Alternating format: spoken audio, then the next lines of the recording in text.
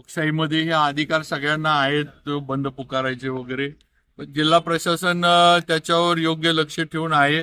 Collector madam असतील, SP साहेब असतील, हे लक्ष ठेवून आहेत आणि त्याला कुठेही अनुचित प्रकार घडू नये आणि कुठेही लोकांना किंवा सर्वसामान्यांना, व्यापाऱ्यांना वेठीस धरलं जाऊ नये याच्याकडे आम्ही लक्ष देऊ. बाकी आंदोलन ह्या गोष्टीचा अधिकार सगळ्यांना आहे लोकशाहीमध्ये, तो काय अधिकार आपण कोणाचा काढून घेऊ बाबा या घटनेकडे तुम्ही कसं ज्यांना बघता?